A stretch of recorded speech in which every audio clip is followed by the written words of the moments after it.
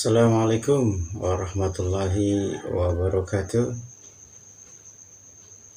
Baik, untuk malam ini kita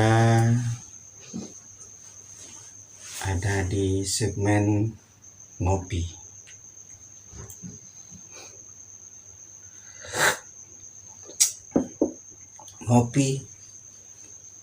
Ngopi malam. Ngobrol pendaki malam. Untuk malam hari ini kita akan bercerita tentang pendakian malam hari ya, yang pernah saya lakukan. Semoga dari cerita ini nanti kita bisa ambil pelajarannya. Bagaimana seharusnya untuk pendakian malam atau mendaki malam sendirian. Berawal waktu itu pendakian ke bukit ya, dengan ketinggian yang tidak terlalu tinggi, yang mungkin kisaran 1000 atau 2000 ya, mungkin kurang 2000. Kalau 1000 mungkin lebih. Salah satu bukit yang ada di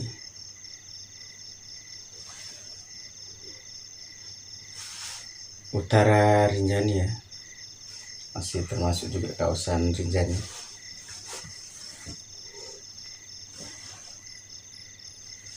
Jadi mungkin bukit yang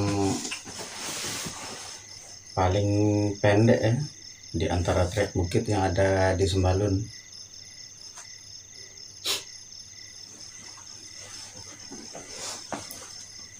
Bukit ini namanya Bukit Dandaun. Kalau perjalanan yang cepat sendiri itu kadang bisa 1 jam ya. Ada juga yang pernah sampai sana 1 jam, bisa aja 2 jam tektok ya. Namun untuk yang perjalanan santai kita biasanya makan waktu 2 atau 3 jam. Awal cerita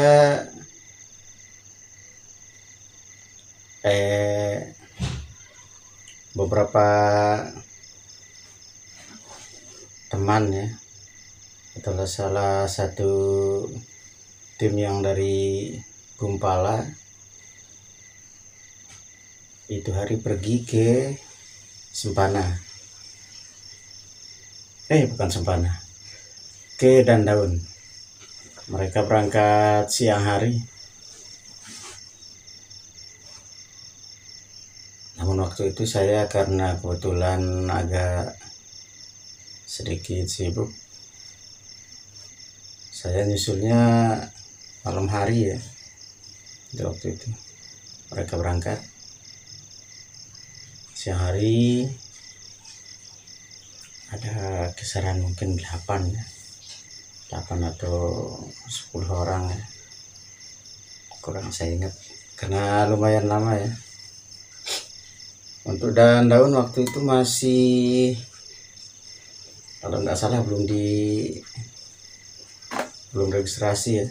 Kalau masuk masih bebas, masih awal-awal trek baru dibuka untuk Bukit Dandaun.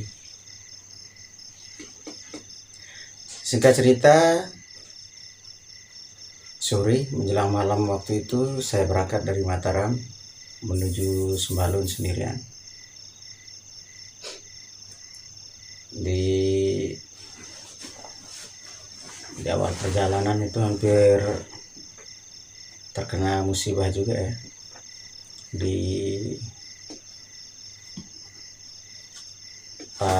Sebelum tanjakan Pusuk, itu lokasinya di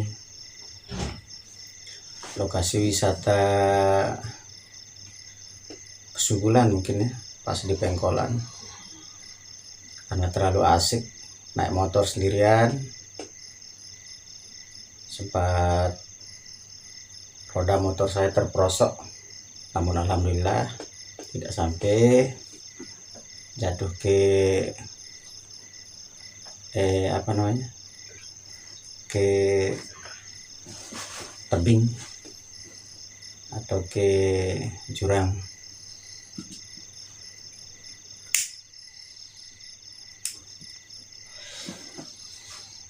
Saya sampai di Sembalun sudah masuk habis maghrib ya, habis sholat maghrib. Saya tanya-tanya di sana jalur yang menuju ke Dandaun, karena saya anggapnya bukit seperti yang saya coba di lain-lain tempat atau lokasi bukit yang lain. Namun yang untuk malam hari ini saya akan mencari bukit yang belum pernah saya review ya, belum pernah saya lihat untuk sebelumnya treknya bagaimana. Cuma saya dapat informasi trek itu sangat pendek. Setelah habis sholat maghrib, sedikit tanya-tanya sama warga, akhirnya diinformasikan letak posisi Bukit Anak Darah. Habis parkir, izin parkir untuk di lokasi warga setempat, saya langsung trek naik ya.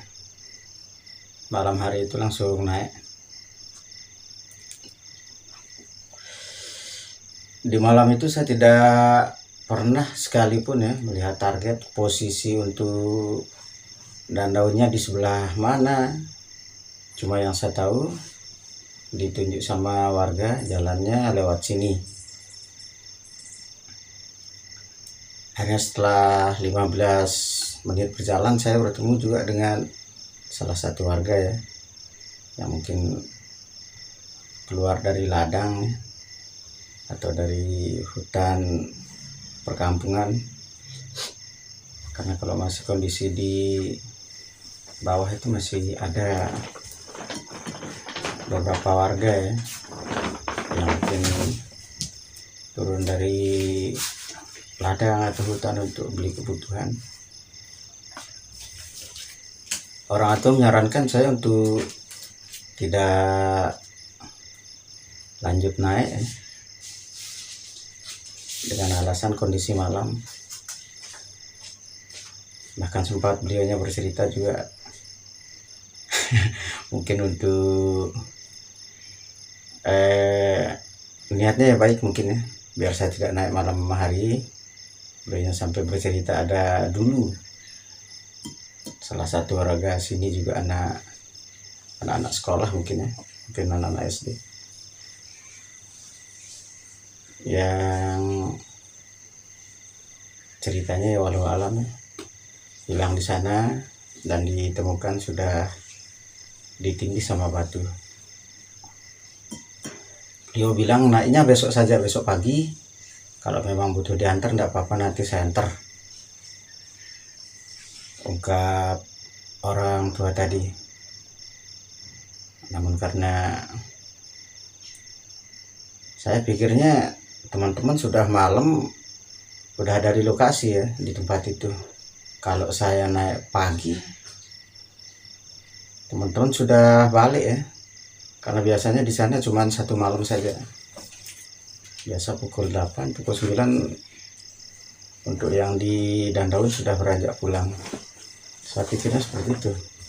Kalau saya mau treknya besok pagi, berarti saya tidak ketemu.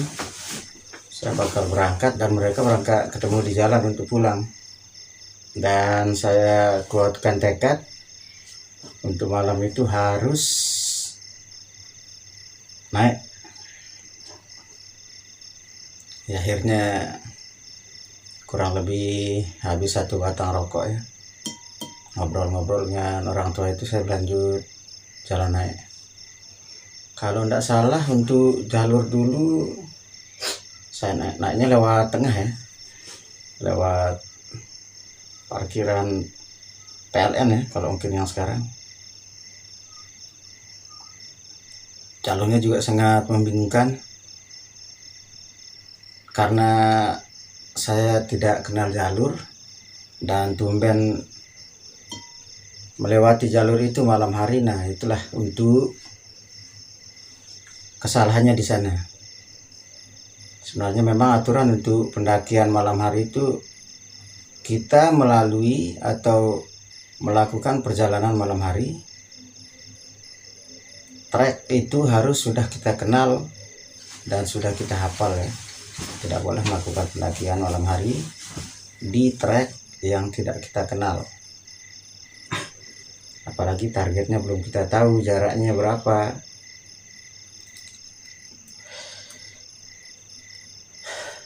Untuk pendakian itu rekan-rekan biasanya kisaran 2 jam paling lama. Biasa 1 jam, 1 jam setengah sudah sampai di lokasi. Namun saya malam itu 2 jam masih belum ketemu jalur. Masih muter-muter di sekitar, kita sebutnya hutan perkampungan lah ya, masih tidak terlalu tinggi. Waktu itu saya ambil jalur kanan, jalur bawah ya kalau dulu. Ketemu pondokan, jalurnya agak terang namun dikunci. Akhirnya saya balik, saya trek naik, saya ketemu 2 simpangan jalur kiri dan kanan. Saya ambil malam itu jalur yang ke kiri. Namun setelah berjalan kisaran 10 menit jalurnya kayaknya turun ke bawah. Ternyata jalurnya salah. Saya ke kiri ke jalur tempat parkiran yang sekarang. Parkiran yang pertama, yang paling kiri, jalur menuju puncaknya. Waktu itu belum ada pelang ya. Tidak seperti sekarang, sudah jalurnya sangat terang. Untuk pelang yang ke puncaknya ada, jalur yang dari PLN ke kanan ada. Kalau dulu masih belum ada. Akhirnya balik, saya ambil kanan juga seperti itu. Buntu. Saya lihat ada dulu tangga yang ke atas sekitar 3 meter. Saya ikuti tangga, jalurnya agak terang. Namun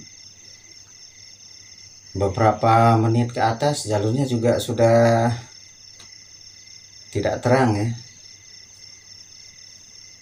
karena biasanya seperti itu kalau jalur yang masih jarang digunakan. Modelnya kalau di jalur yang luas bisa kita lewat kiri, bisa lewat kanan. Itu untuk pertama kita lewati agak bingung ya, karena terus terang saya tidak tahu letak untuk target yang saya daki. Itu yang saya tahu cuman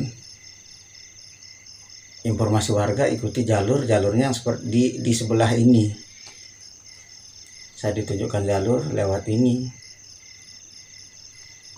Akhirnya tambah jam juga, 3 jam berselang saya masih di bawah. 4 jam berlalu saya masih ke kiri ke kanan, ke kiri ke kanan, tidak menemukan jalur.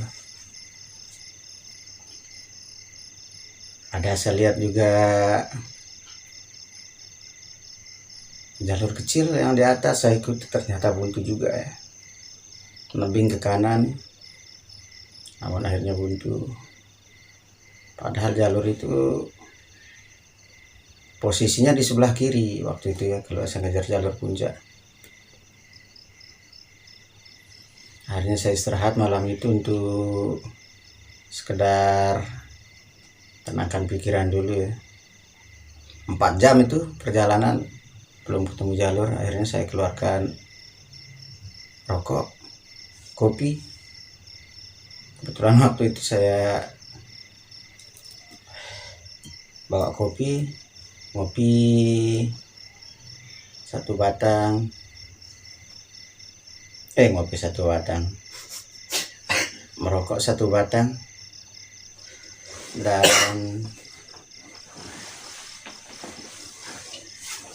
saya coba juga untuk cek jalurnya lagi.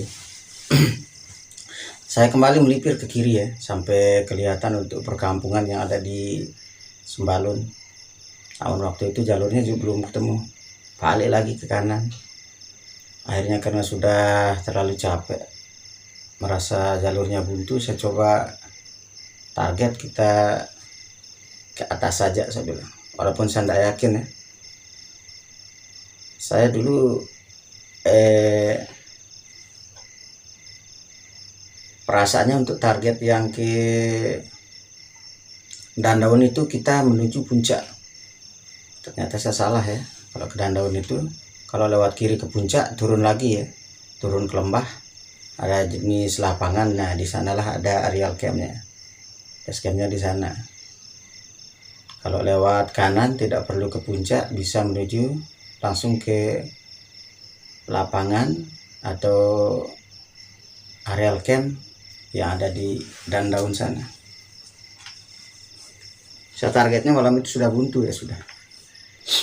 Saya coba ambil target untuk menuju puncaknya saja. Mungkin kalau memang tidak ketemu, saya jodohnya cuma puncak di sini saja.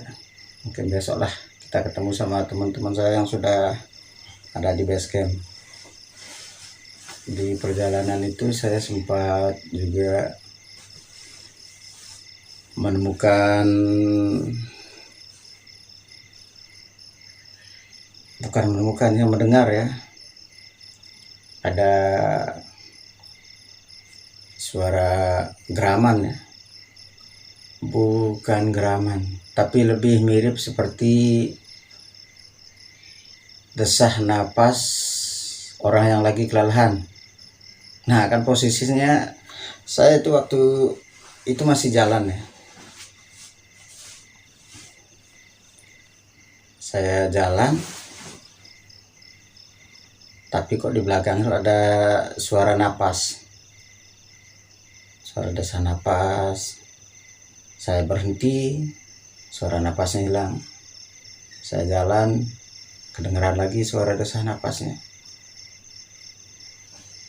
Kayak kita mendaki dengan teman yang ada di belakang ya, dan teman yang di belakang itu napasnya keluar karena kelelahan ya. Saya dengarnya seperti itu. Sering sekali itu. Hampir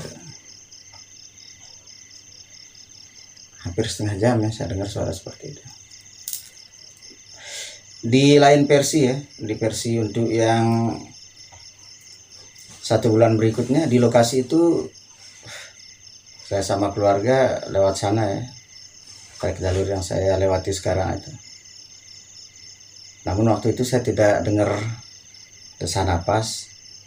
Cuma di lokasi itu istri saya sempat melihat ya, kalau di sana ada sosok laki-laki yang menggunakan baju batik warna emas. Sosok laki-laki menggunakan baju batik, dan batik dulu ya, mungkin warna emas ya, atau bermotif emas.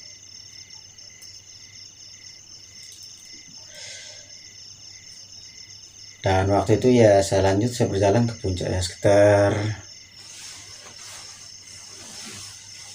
kurang lebih 1 jam ya, saya udah sampai di atas. Ada sedikit banyak pohonan, cuman ketinggian 2 meteran lah, 2 meter atau 1 meter. Niatnya saya untuk ngecampnya di sana saja, karena dari bawah tadi juga sempat hidupin HP untuk menghubungi teman-teman saya yang sudah ada di areal camp, juga tidak ada sinyal.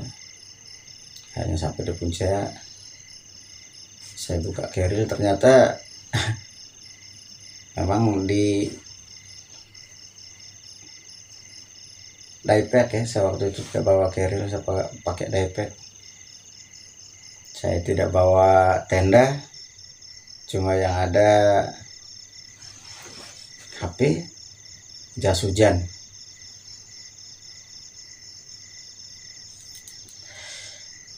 Namun saya lihat kondisi untuk malam hari itu kayaknya cerah ya. Saya tidak khawatir untuk kondisi hujan. Akhirnya saya buka jas hujan, saya bikin seperti plyseat ya, sekedar untuk menghadang angin untuk malam itu. Sesudah selesai saya rapikan semua, saya istirahat. Saya coba hidupkan HP. Nah, dan di sana pas saya hidupin HP lagi, ternyata ada sedikit sinyal, berapa pesan yang masuk.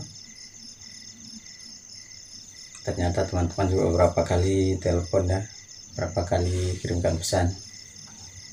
Akhirnya di sana sempat saya ngobrol. Teman-teman bilang kondisi lokasi saya di mana. Saya informasiin saya ada di puncak yang di sini. Saya tidak tahu namanya waktu itu. Dan mereka bilang jalan saja terus ke timur. Nanti saya tunggu pas di atas. Kalau sekarang ya jalur tempat ngambil air ya, jalur yang menuju puncak melipir ke kiri berarti. Kalau jalur biasa los melipir ke kanan. Kalau yang sekarang untuk menuju puncak jalurnya melipir ke kiri ya. Cuma untuk malam itu saya lewat tengah-tengah, tidak jalur yang kiri dan tidak yang jalur yang kanan. Saya los nanjak untuk yang ke puncak melewati jalur yang tengah. Dan akhirnya alhamdulillah komunikasi ada, target sudah ada. Akhirnya saya rapikan kembali ya untuk jas hujan yang sudah saya buka tadi untuk penghalang angin. 15 menit berselang ketemu sama rekan-rekannya yang udah nunggu. Alhamdulillah untuk malam itu bisa berkumpul ya, dengan rekan-rekan yang sudah ada di lokasi atau base campnya di Dandaun.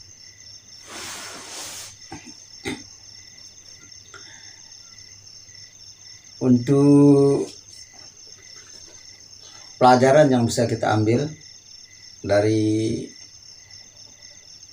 perjalanan saya malam hari ini atau waktu itu, mungkin pelajarannya ya, jangan sekali-kali meremehkan gunung atau bukit ya, apalagi gunung. Berarti tetap intinya usahakan jangan jalan malam kalau treknya kita belum ketahui ya, apalagi jalan sendirian.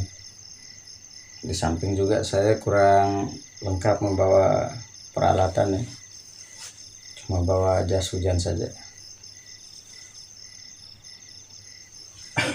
Syukur-syukur kita ketemu ya, untuk jalur.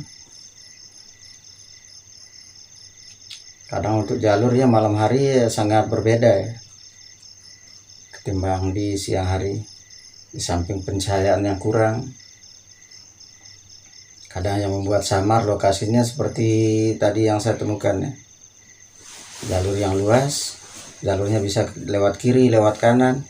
Nah, ada yang tumben lewat sana itu menjadi titik bingung ya. Kita harus menuju jalur yang kiri kah, ke kanan kah? Kadang juga di padang rumput yang luas. Di jalur Torean juga kadang sering ya yang berjalan malam hari. Untuk tahun yang Agustus kemarin juga teman-teman seperti itu, pernah lewat beberapa kali, lewat pulang lewat Torean. Namun waktu malam itu mereka maksa lewat sana, akhirnya ya tidak ketemu. Dan mau tidak mau rekan-rekan yang dari Bopala juga kemarin camp di setelah air. Karena yang samar itu kadang jalurnya bebatuan, Kalau di jalur bebatuan itu kita tidak bisa jelas ya melihat treknya. Kalau masih di rumput masih asik, masih kita bisa lihat bekas-bekas tapak atau rumput yang agak gundul, biasanya itu terlihat jelas. Namun di trek yang bebatuan itu sangat samar ya, apalagi untuk malam hari. Biasanya kadang untuk trek yang jalur baru-baru juga seperti itu, belum ada kita lihat patah-patahan ranting atau bekas sampah.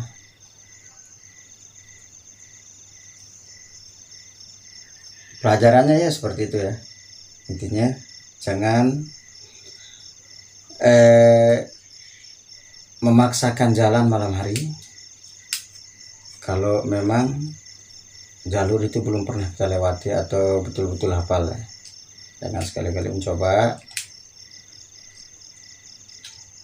karena kita tidak tahu